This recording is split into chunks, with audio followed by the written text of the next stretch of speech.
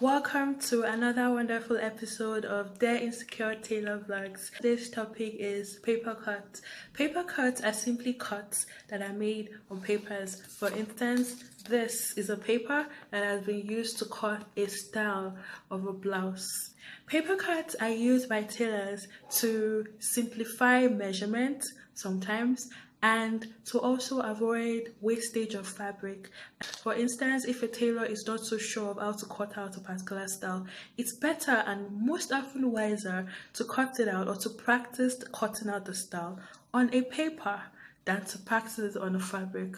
I mean, imagine the number of fabrics that have been wasted by different tailors if paper cuts are not like in use. So today I'm going to be introducing you guys to my all-purpose notebook. Now, you don't need to have a hardcover notebook like this. You could have a 60 leaves notebook, a 40 leaves notebook, higher education notebook like some students call it, and you could even go for something a bit more fancy like this.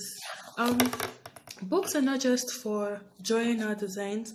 Books can also be used to make paper cuts. Now, I don't mean that in the sense of tearing out the paper and then cotton. No, you can make the paper cut while the book and the paper is inside and intact, and I'll be showing you how that's done very soon. For this, you require 4 major materials. Number 1, you require a scissors. Number 2, you require a pin.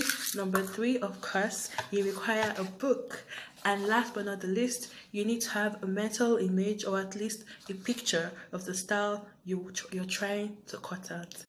So this is my book of design called This Fantasy. As you can see, I've drawn out different styles and also traced out some patterns. Today we're going to be using this drawing of a blouse and a skirt, but our emphasis will be on the blouse. We're going to be using the blank page to the left as our make-believe fabric / paper, which it is. So we're going to be folding the paper into 2, just like we always do with fabrics.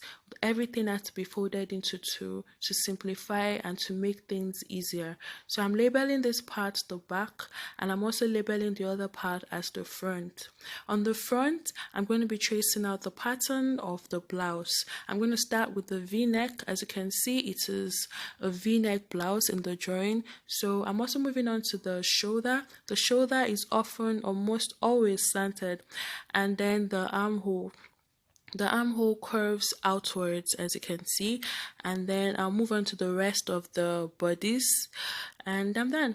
So I'm going to be using a scissors. Although scissors tend to lead to mistakes, I mean, sometimes the scissors cuts out of the fabric or out of the expected pattern, so sometimes you could use a blade instead. I was able to trace out the design, the pattern, and as you can see, it turned out really well. I'm going to use a pin to just hold it down to my paper so that it doesn't get blown away by the wind or so that it doesn't fall off. And as you can see, the result looks very good. This is the blouse without sleeves, and I'll be doing another video showing you how to cut the sleeves. So as you can see, things have been simplified.